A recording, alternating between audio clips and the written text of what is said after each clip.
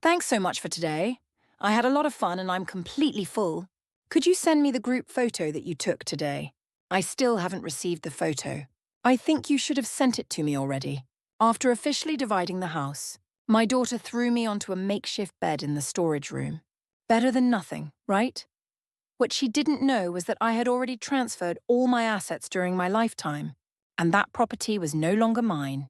I stared at the dusty hardwood floor beneath my thin mattress, my arthritic fingers trembling as they clutched the single blanket Rachel had carelessly tossed at me. The hum of the old furnace echoed through the small space, mocking me with each mechanical wheeze.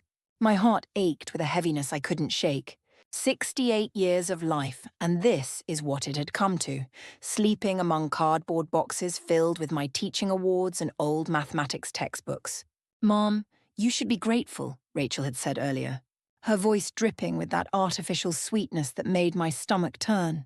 Most people your age are in retirement homes. At least here you have family. Family. The word tasted like acid in my mouth now. Just 3 months ago, I had been sleeping in my study bedroom of this house. The house I had completely paid off 20 years ago after working both day classes and evening tutoring sessions. The house where I'd raised Rachel after Edward died when she was only 14. David, my son-in-law, hadn't even looked me in the eye when they moved my things. He'd simply carried my desk up to the attic, mumbling something about needing the space for their home entrepreneurship center. "We're just being practical, Marie," he'd said when I voiced my objection, my throat tight with anger. "Rachel and I need the room for our business ventures. Now that we're both pursuing new opportunities, you hardly need all that space anyway." I hear them now laughing upstairs, their glasses clinking in celebration. The sound pierces my heart like a physical pain. Through the thin ceiling, I can make out Rachel's voice, "To our new startup headquarters." I pull myself up with effort, my knees screaming in protest as I shuffle to the small window. Outside, the oak tree I'd planted when Rachel was born sways in the evening breeze. I remember vividly how she used to climb its branches while I spotted her from below, my arms ready to catch her if she fell, my voice offering encouragement with each new height she reached. "Look at me, Mom, I'm going higher," she would shout, her laughter carrying across the yard, innocent and pure. I pressed my palm against the cool glass, feeling a deep ache in my chest. Where did that little girl go? When did she transform into this cold woman who could banish her own mother to sleep among dusty boxes and forgotten memories? I remember last Christmas vividly, when David first suggested changing our living arrangement. The memory burns in my mind like a fresh wound. "You know, Marie," he'd said, swirling his expensive bourbon in the crystal glass I'd received as a wedding gift, "this house is really too big for just one person to maintain. Rachel and I could help you manage it if we moved in." I should have recognized the warning signs, the calculating gleam in his eyes, the way Rachel nodded too enthusiastically. But the loneliness after my sister passed had left a void in my life, and the thought of having my daughter and grandson Nathan under my roof had seemed like a blessing. I felt a flutter of hope that day, foolishly believing we could be a family again. What a naive old woman I'd been. First, they commandeered the garage for their luxury SUVs. Then my guest bedroom became David's innovation space. Soon they were redecorating the living room without even asking my opinion, removing the bookshelves where I'd displayed photos of my students' graduations. And now, 3 months after moving in, they'd claimed my study bedroom too. Tomorrow I know they'll approach me with documents to sign. David is constantly bringing papers for me to evaluate. "Just standard agreements, Marie," he'll say with that practiced smile. "Trust me, I'm looking out for your financial security." What they don't realize, what they couldn't possibly suspect, is that I've been watching them too. I've seen them cataloguing my possessions when they think I'm resting. I've overheard their late-night discussions about my retirement funds and how they could leverage my assets for mutual benefit. And I've acted accordingly, with the precise calculation I once used to solve complex equations. My phone vibrates quietly beneath my pillow, my secret communication line that Rachel knows nothing about. Elaine's text glows in the darkness. "Everything set for Friday." Hang in there, Marie. I smile genuinely for the first time today, feeling a spark of satisfaction warm my chest. Let them celebrate tonight. Let them think they've won. They have no idea what awaits them.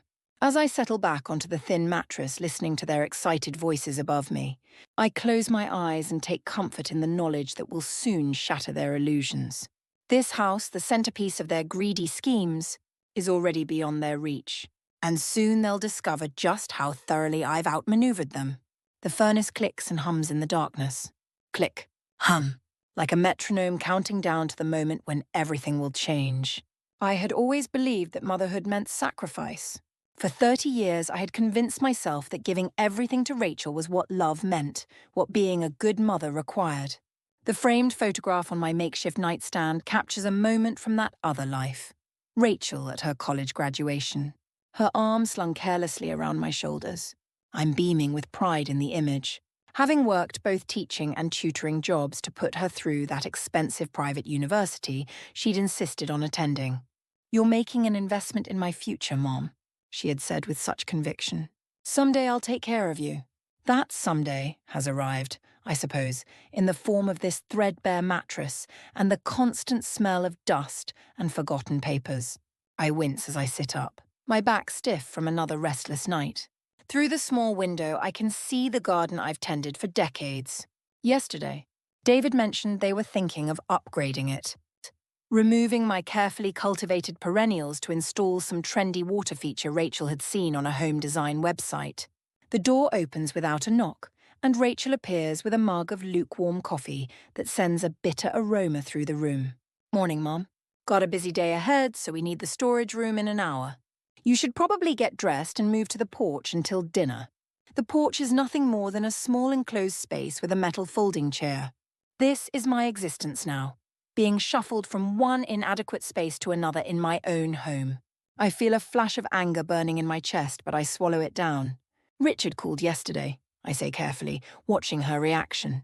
Richard had been Edward's closest friend and our financial advisor for decades. Rachel's smile tightens instantly. "What did he want?" Her voice carries a sharp edge now. "Just checking in," I reply, noting how quickly her interest sparked. "Old memories." She nods, already turning away. "David and I are meeting with the contractor today about expanding the kitchen. Don't answer the door if anyone comes by."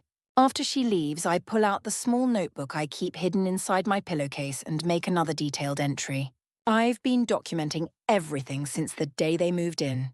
Every dismissive comment, every restriction, every hushed conversation about my finances. Each page is filled with evidence written in the meticulous hand I once used to grade mathematics exams. My mind drifts back to the day Edward died 23 years ago. Massive heart attack at 52.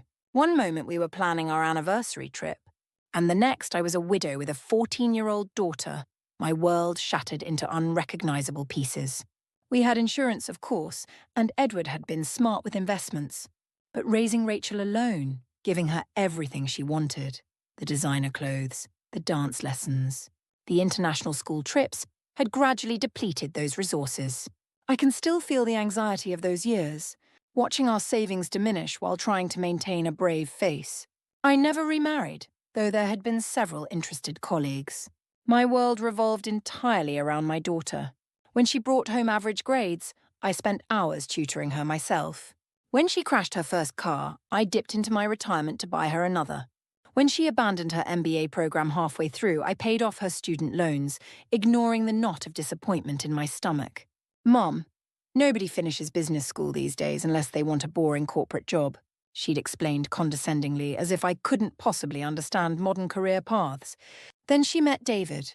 Charismatic, ambitious David with his startup dreams and expensive gadgets. I vividly remember his first visit to our home, how his eyes lingered on the antique telescope that had been in Edward's family for generations. "Fascinating piece," he'd said, running his fingers along the brass. "Must be worth a small fortune to collectors." They married quickly. Too quickly. And then came Nathan, my only grandchild. Despite his parents' flaws, I couldn't help but love that thoughtful, sensitive boy. He has Edward's intelligent eyes and mathematical mind. Now 14, he's the only one who seems genuinely happy to see me, who values the knowledge I've accumulated over decades of teaching. The sound of David's voice drifts down from upstairs, seeping through the ceiling. "Did you talk to her about those papers?" His voice carries that impatient edge it always has when discussing me. "Not yet," Rachel replies. "Let's wait until after the kitchen renovation is approved. No need to upset her yet." I smile grimly, feeling a cold determination settle over me. If only they knew about the meetings I've been having while they were at their networking events. The careful conversations with attorneys and investment advisors. The documents I have signed, not their documents, but my own. My phone buzzes with a text from Elaine, lunch today. I'll pick you up at noon. Elaine has been my friend since our university days, over 45 years ago. She warned me about letting Rachel and David move in. They're opportunists, Marie, she'd said bluntly. They'll use you and discard you when they're done. I defended them then, feeling a mother's instinctive protection. Now I'm grateful for her foresight and support. I type back, yes, need to retrieve documents from safe deposit box. The sound of Nathan's footsteps on the stairs makes me quickly pocket my phone. He appears in the doorway, his lanky teenage frame filling the space differently than his mother's presence had. Morning, Grandma, he says, his voice cracking slightly. Dad said I should help you move to the porch. Unlike his parents, Nathan's eyes hold genuine concern. He lowers his voice conspiratorially. I brought you something.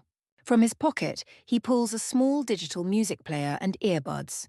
It has all those classical pieces you love. Beethoven, Bach, Mozart. I downloaded them for you. Tears spring to my eyes as I take his thoughtful gift. Feeling a warmth spread through my chest. Thank you, sweetheart. Nathan glances nervously over his shoulder before whispering, I don't like how they're treating you, Grandma. It's wrong and unfair. I squeeze his hand, feeling its youthful strength. Everything will work out. Sometimes life takes unexpected turns, but mathematics teaches us that there's always a solution to every problem. He nods, helping me gather my few belongings for the daily relocation. As we walk slowly to the porch, I realize with a pang that there will be collateral damage in this situation. When my plan succeeds, Nathan will be caught in the middle of the upheaval I'm about to create. But perhaps that's necessary too. He needs to understand that actions have consequences. A fundamental lesson his parents have clearly failed to teach him. From the porch window, I watch as David measures the garden, no doubt planning its destruction. Rachel stands beside him, nodding enthusiastically at whatever he's saying. They think they're designing their future. They have no idea they're standing on shifting ground. My phone buzzes again.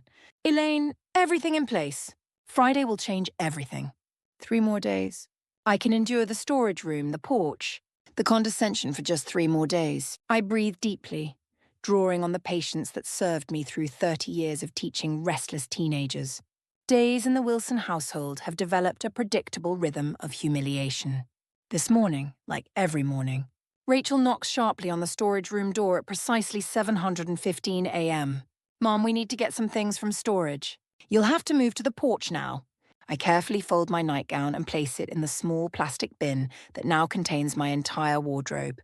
3 dresses, 2 pairs of slacks, 5 blouses, undergarments, all that remains after Rachel organized my closet, donating most of my clothes to charity without asking. Such a waste to keep all these outdated things you never wear. She'd explained when I discovered what she'd done. My favorite blue cardigan, the one Edward had given me on our last anniversary, gone without a trace. The loss still stings sharply whenever I think of it. As I make my slow way to the porch, I hear David on the phone in the kitchen, his voice hushed but clear enough. We're making progress. Yes, well, older people can be set in their ways. Don't worry, she'll sign. Rachel knows how to handle her mother. I pause, my heart pounding painfully against my ribs. I know they're anxious to get my signature on something. But what exactly? The house is already in my name alone. What more could they want? The answer comes that afternoon when Rachel enters the porch carrying a sheaf of papers, David hovering in the doorway behind her like a shadow. Mom, she begins, her voice carrying that artificial brightness I've grown to dread. We've been thinking about your future, about making sure you're properly taken care of. I place my book down carefully, feeling my body tense in anticipation. Oh, you know how much we love having you here, she continues, avoiding my gaze. But caring for an aging parent can be challenging. David steps forward, his expression a practiced mask of concern. What Rachel is trying to say, Marie, is that we're concerned about your well-being. We've looked into some excellent assisted living communities. The papers land on my lap, glossy brochures showing smiling seniors playing chess and attending art classes. Places that cost thousands of dollars a month. Money they know I have in my retirement accounts. This is the optimal solution for everyone, Rachel adds, her marketing background evident in her choice of words. You'll have appropriate care, and we'll have peace of mind knowing you're safe. I page through the brochures silently, noting the names of facilities I've never heard of, all at least 3 hours away from my home. My friends, my doctor, my grandson. Each mile represented another layer of isolation they planned to place between us. And how would this be paid for? I ask. Though I already know the answer, feeling a cold anger building inside me. David clears his throat, shifting his weight. Well, that's the other thing we wanted to discuss. He pulls out another document from behind the brochures. We've drafted a power of attorney for your finances. It's just a precaution, of course. As you get older, managing investments becomes complicated. I almost laugh out loud. I'd been teaching advanced mathematics and managing my own investments since before Rachel was born. Meanwhile, my daughter and her husband were constantly refinancing their townhouse to fund David's failed startups. I'll need to think about this, I say, setting the papers aside, keeping my voice deliberately neutral despite the rage bubbling beneath the surface. Rachel's smile falters. What's there to think about? It's the best option for everyone. Perhaps, I reply, but I'd like my own lawyer to review this power of attorney first. David's face hardens instantly. Your lawyer? Since when do you have a lawyer? Richard recommended someone, I say, watching his reaction carefully. Just in case. The mention of Richard, my longtime financial advisor, sends a flash of alarm across David's face. Mom, that's not necessary, Rachel interjects quickly. David is perfectly capable of handling this. He's done extensive research on elder care options. I'm sure he has. Nevertheless, I say firmly, I'll need time. They exchange glances loaded with frustration before Rachel nods stiffly. Fine, but don't take too long. We've already put down a deposit to hold your spot. After they leave, I pull out my secret phone and text Elaine. They're making their move. Power of attorney and assisted living. Her response comes quickly, not surprised. Still on for tomorrow. Lawyer will meet us at my place. Yes, I type back, my fingers trembling slightly. They're getting impatient. That evening, as I sit at the dinner table, now relegated to the far end, away from what Rachel calls business discussion, I watch my daughter and son-in-law exchange meaningful glances. They've been whispering all afternoon, clearly frustrated by my reluctance to immediately sign away my autonomy. Nathan seems to sense the tension, pushing his food around his plate quietly. Grandma, he says suddenly, can you help me with my math competition this weekend? It's on geometric proofs. And I thought you could show me some of those advanced techniques you used to teach. Before I can answer, Rachel cuts in. Nathan, Grandma might not be here this weekend. We're looking into some new living arrangements for her. Nathan's fork clatters against his plate. What? Why can't she stay here? His voice cracks with emotion and I feel a surge of love for this boy who still sees me as more than an inconvenience. It's complicated, son, David replies. Grandma needs specialized care now.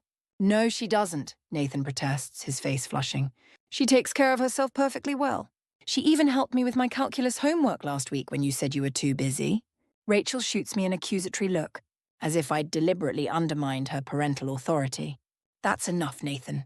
This is an adult decision. After dinner, as I make my way back to the storage room, I hear footsteps behind me. Nathan stands in the hallway, his young face troubled, his hands shoved deep in his pockets. They're trying to get rid of you, aren't they? He asks bluntly, his perceptiveness striking me anew. I sigh, unsure how to shield him from the ugly truth. Your parents believe they're doing what's best. It's about money, isn't it? I heard Dad talking on the phone about your assets and liquidating investments. My chest tightens painfully. So David was already planning to sell my possessions, family heirlooms, mementos, memories. Nathan, I say carefully. Sometimes adults make choices based on what they want rather than what's right. But I want you to know something. I pause, hearing Rachel's approaching footsteps. I'll be fine, I finish quickly, no matter what happens. As Rachel rounds the corner, her eyes narrow suspiciously at our private conversation. Nathan, homework now, she commands, then turning to me with barely concealed irritation. Mom, I don't want you filling his head with your complaints. He doesn't need to be involved in adult matters. After they leave, I sit on my storage room mattress and pull out my notebook again, documenting the day's events in careful detail. The teacher in me noting every significant observation. Tomorrow will be crucial. Elaine will pick me up for our lunch date, and I will finally activate the plan I've been methodically developing for months. They think I'm just a helpless old woman they can manipulate, pressure, and discard. They have no idea that I've been analyzing their every move, anticipating their strategy like a chess master. As I turn out the light, I hear David and Rachel arguing upstairs. "She's being deliberately difficult," Rachel hisses. "We need that power of attorney before she talks to anyone else." David's response sends a chill through me. "Don't worry. One way or another, we'll get her signature." Elaine's well-maintained sedan pulls up precisely at noon, just as Rachel and David are leaving for lunch with what David grandly calls potential investors. I've overheard enough of their whispered conversations to know they're desperately trying to secure funding for another of David's doomed startup ventures. "Just be back by 3, Rachel reminds me as she applies another coat of her expensive lipstick. "The contractor is coming to measure for the kitchen renovation, and you need to be elsewhere." Elsewhere. The euphemism that has come to define my existence in my own home. I feel a flash of anger but keep my expression neutral. "Of course, dear," I reply, the forced pleasantness in my voice making my jaw ache with tension. As soon as their luxury SUV disappears down the street, I hurry as fast as my arthritic knees will allow to Elaine's waiting vehicle. "Oh my God, Marie," Elaine exclaims as I settle into the passenger seat. "You look absolutely exhausted." Her direct concern washes over me like a warm wave. Elaine has never been one to mince words. After 45 years of friendship, we've moved far beyond social niceties. "Sleeping on a storage room floor surrounded by dusty textbooks will do that to you," I respond dryly, feeling a weight lift just being in her presence. Elaine's hands tighten on the steering wheel as she pulls away from the curb. "I still can't believe they've done this to you after everything you sacrificed for that girl." The ingratitude is staggering. Belief is a luxury, Elaine. I'm dealing with cold, hard reality now. I hear the bitterness in my voice but can't suppress it. We drive in comfortable silence for a while, passing the familiar landmarks of the town where I've spent most of my adult life. The high school where I taught for 30 years. The park where I pushed Rachel on the swings every weekend. The community college where I'd worked evening classes to pay for her braces, her prom dresses, her first car. Each place holds memories that now feel tainted. Elaine parks not at a restaurant but in front of a small, discreet office building on the edge of town. The sign reads Reynolds & Associates Legal Services. "Ready?" Elaine asks, her eyes concerned but encouraging. I nod, gathering my purse and the folder of documents I've been carefully collecting and hiding from Rachel and David. My heart pounds with both anxiety and determination. Inside, Thomas Reynolds is waiting for us. A distinguished Asian-American man in his late 50s with impeccably groomed hair and kind, intelligent eyes. He rises to greet me with a firm handshake. "Mrs. Wilson, I've been looking forward to meeting you in person. Your friend Elaine has told me quite a bit about your situation. For the next hour, we review everything." The trust I had secretly established 3 years ago after first noticing David's too keen interest in my finances. The transfer of my house into that trust with specific provisions. The detailed documentation of Rachel and David's treatment of me since they moved in. The power of attorney they were now pressuring me to sign. "Your foresight was remarkable," Thomas comments, reviewing the trust documents. "Most people don't think to protect themselves until it's too late." I was a mathematics teacher for 30 years, Mr. Reynolds. I've seen how quickly family dynamics can change when money and property are involved. I hoped Rachel would be different, but I prepared for the possibility that she wouldn't be. I feel a profound sadness as I speak these words. He nods, making notes on a legal pad. "And you're certain you want to proceed with this? They're planning to put me in a nursing home, Mr. Reynolds. 3 hours away from everything I know. They want control of my retirement savings and investments, money I worked my entire life to accumulate. And they're doing this while sleeping in my study and planning renovations to my kitchen."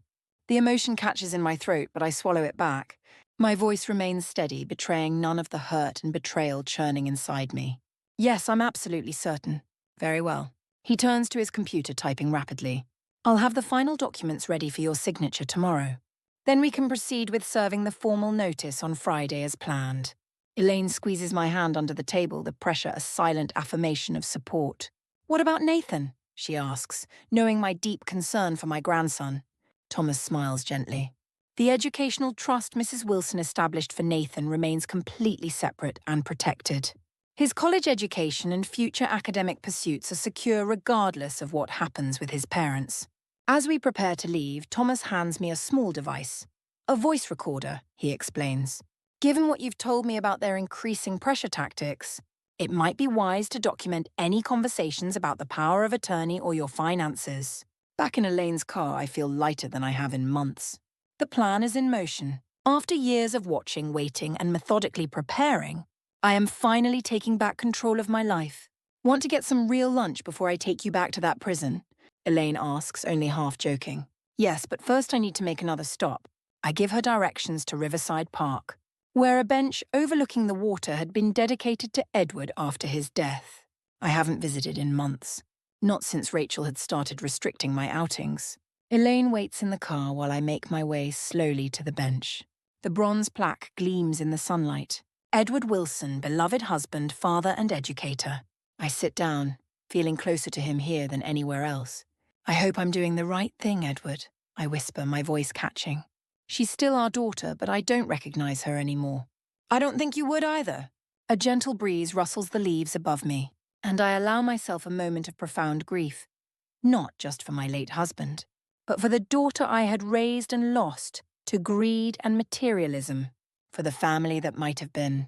The peace is broken by my phone buzzing with a text from Nathan. Where are you? Mom and Dad came home early. They're really angry. My heart races with sudden alarm.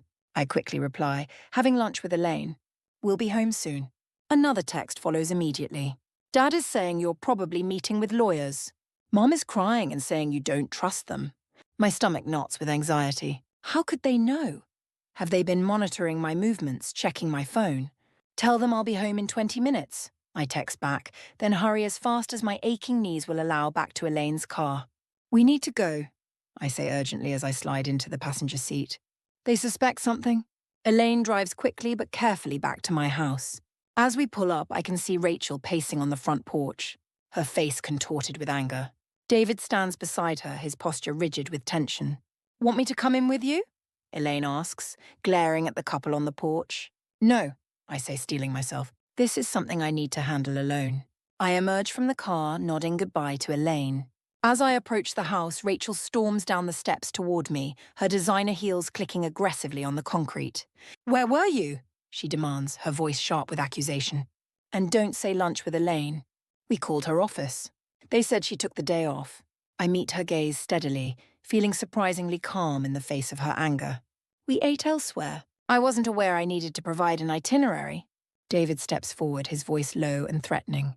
Marie, if you're meeting with lawyers or financial advisors behind our backs, like you've been meeting with assisted living facilities behind mine, I counter, surprising myself with my boldness.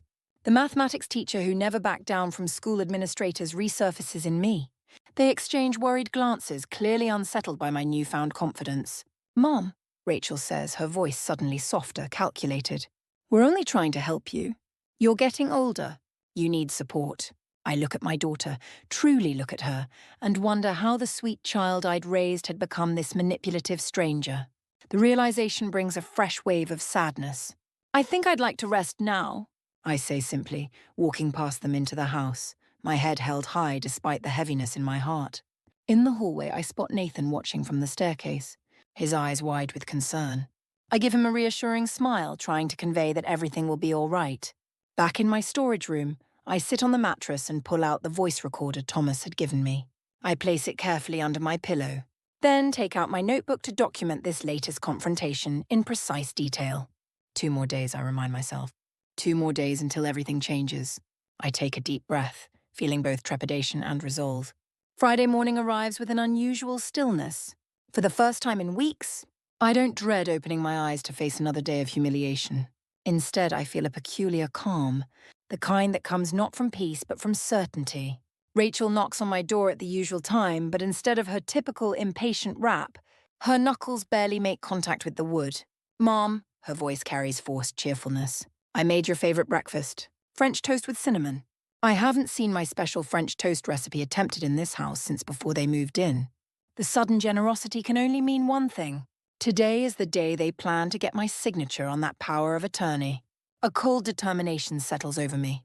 I'll be right out, I call, quickly retrieving the voice recorder from beneath my pillow and slipping it into the pocket of my robe.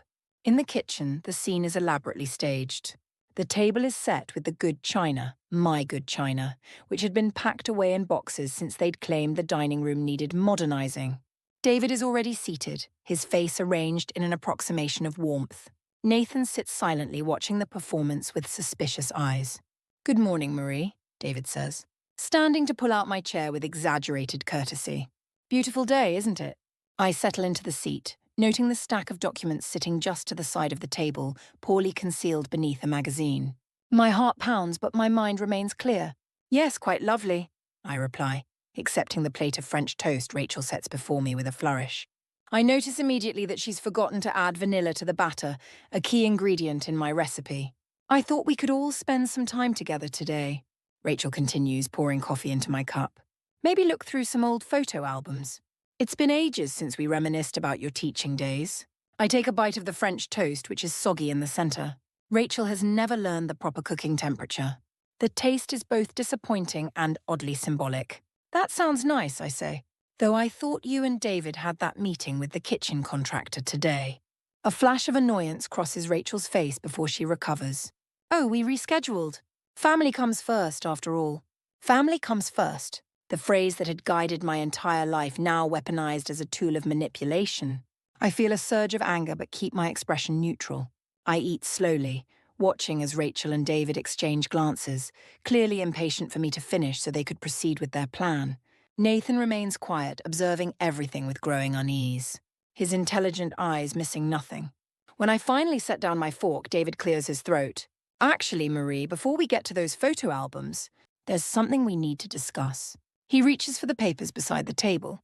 "These documents we mentioned, for your protection. The power of attorney," I say flatly. Rachel's smile tightens. "Yes, and some paperwork for Sunset Gardens. They've reserved a lovely apartment for you, but they need these forms completed today." David slides the papers across the table. "It's all very standard. Nothing to worry about." I look down at the documents, noting the multiple signature lines marked with bright yellow tabs. Power of attorney, medical directives, financial disclosures, all designed to strip me of any remaining autonomy. A familiar coldness settles in my stomach. "I see," I say quietly, reaching into my pocket to switch on the voice recorder. "And if I sign these, what happens next?" Rachel leans forward, her voice softening to what she probably thinks is a reassuring tone. "We'll help you pack your essentials this weekend, and you can move to Sunset Gardens on Monday. They have a wonderful activity program and a shuttle bus for shopping trips." "And the house?" I ask, watching their reactions carefully. David waves a dismissive hand. "We'll handle everything here. You won't need to worry about maintenance or bills anymore." "That's very thoughtful," I say. "And my belongings, my furniture, the telescope Edward gave me?" A flash of guilt crosses Rachel's face, quickly replaced by practiced concern. "We'll keep everything safe, Mom. Though the house might need some updating, so we might store some of the older pieces." "I see," I repeat, letting the weight of their deception hang in the air. "And what about my retirement accounts? My investments?" David shifts uncomfortably. "With the power of attorney, we'll manage all of that for you. Make sure you're well taken care of." "How convenient," I murmur, feeling a mixture of sadness and determination. "Mom," Rachel says, a hint of irritation creeping into her tone, "this isn't a negotiation. It's what's best for everyone." I look at my daughter, really look at her, and see nothing of the child I had raised.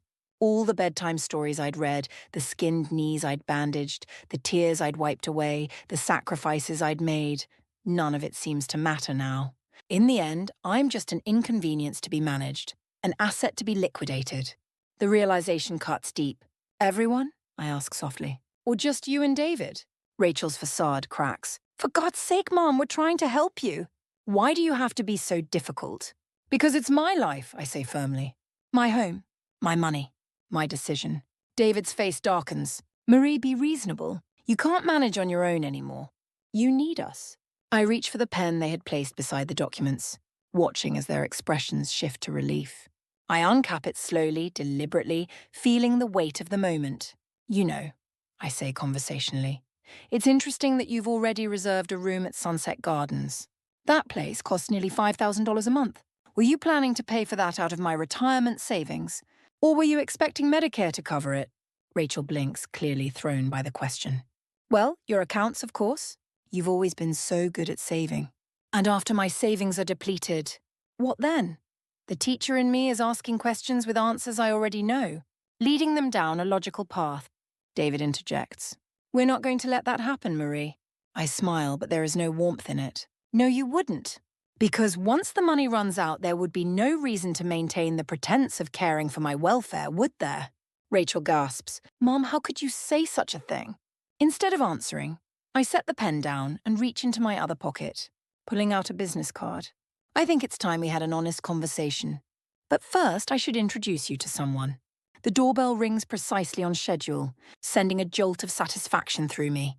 That would be Thomas Reynolds, I say calmly. My attorney. The colour drains from David's face. Your what? My attorney, I repeat, rising slowly from my chair, feeling stronger with each word. He's here to discuss the trust I established 3 years ago, the one that now owns this house and most of my other assets. Rachel stands abruptly, her chair scraping against the floor. Trust? What trust? What are you talking about? Her voice rises with panic. I move toward the door, feeling a strange mixture of triumph and sorrow. Why don't we let him explain? As I open the front door, I hear David muttering frantically to Rachel behind me. Thomas stands on the porch, impeccably dressed in a tailored suit, a leather portfolio under his arm. Mrs. Wilson, he says with a respectful nod. Are you ready? I glance back at my daughter and son-in-law, their faces frozen in confusion and dawning horror. Nathan watches from the kitchen doorway, eyes wide but lips curved in a hint of a smile. Yes, Mr. Reynolds, I reply. I believe it's time for the truth to come out. The weeks following what Nathan now calls the revelation passed in a blur of activity. After Thomas had outlined the terms of my trust, explaining in precise legal language that the house was no longer mine to sign away, that most of my assets were protected, and that Rachel and David had exactly 30 days to vacate the property, I experienced a strange mixture of vindication and sorrow. Vindication, because the look on their faces when they realized they had been outmaneuvered was something I would never forget. Sorrow, because no mother should ever have to protect herself from her own child. I now sit on the balcony of my new apartment at Lakeside Gardens Retirement Community, watching a pair of bluebirds building a nest in the oak tree outside. Not a nursing home, not a sterile facility in some distant town, but a vibrant independent living community just 10 minutes from my old neighborhood, with a thriving cultural program and residents who value intellectual engagement. Elaine sits across from me, her elegant summer hat tilted at a jaunty angle as she sips her iced tea. So, she says, setting down her glass, have you heard from them? I shake my head, feeling the weight of that reality. Not directly. Nathan calls every few days. He says they're staying with David's brother while they look for a place. And how are you feeling about all of it? Her question is gentle but direct. I consider this carefully. The initial shock and anger have faded, replaced by a measured acceptance that brings its own kind of peace. I did what I had to do, I say finally. I couldn't allow them to take everything I've worked for, to ship me off somewhere to be forgotten. Elaine nods, understanding as always. She's been the one to help me move, to arrange for the furniture I wanted to keep, to make this new place feel like home. Her friendship has been my anchor. A knock at the door interrupts our conversation. Elaine raises an eyebrow. Expecting company? Just Nathan, I say, rising to answer it. He mentioned he might stop by. But when I open the door, it isn't just Nathan standing there. Rachel stands slightly behind him, her eyes downcast, clutching her purse with white-knuckled fingers. I feel my heart constrict at the sight of her. Hi, Grandma, Nathan says, giving me a quick hug. Mom wanted to come too. Is that okay? I hesitate only briefly before stepping aside. Of course. Come in. Rachel enters cautiously, as if stepping into unknown territory. In a way, I suppose she is. This place represents my independence, my refusal to be controlled or diminished. It is wholly mine in a way the family home, despite its legal ownership, had never been allowed to remain. Elaine gives me a questioning look, and I nod slightly, letting her know it's all right. She excuses herself tactfully, promising to return tomorrow for our weekly bridge game. An awkward silence fills the room after Elaine leaves. Nathan, perceptive as always, breaks the tension. Your place is really nice, Grandma. Way better than that storage room. Despite everything, I laugh, feeling a genuine warmth for my grandson. Yes, it is rather an upgrade. Rachel winces at the reference, her gaze fixed on the floor.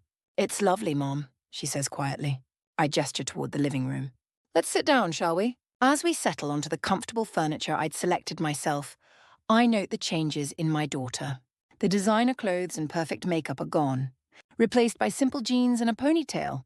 There's a humility in her posture I haven't seen since she was a teenager. Nathan chatters about school, filling the silence with updates about his mathematics competition and the upcoming science fair. I listen attentively, asking questions, acknowledging his accomplishments. This is how family should be, I think to myself, supportive, interested, present. Eventually, Nathan excuses himself to check out the community game room I'd mentioned, leaving Rachel and me alone. The silence stretches between us, taut with unspoken words and years of complicated emotions. I don't know where to start, Rachel finally says, her voice barely above a whisper. You could try the truth, I suggest, not unkindly. She looks up then, her eyes brimming with tears. We were wrong. So wrong. What we did to you, what I did to you, it was unforgivable. I remain silent, allowing her words to stand without contradiction, feeling both vindication and pain. The house, the power of attorney, Sunset Gardens. It wasn't supposed to go that far, she continues. At first, we just thought we'd move in temporarily, save some money.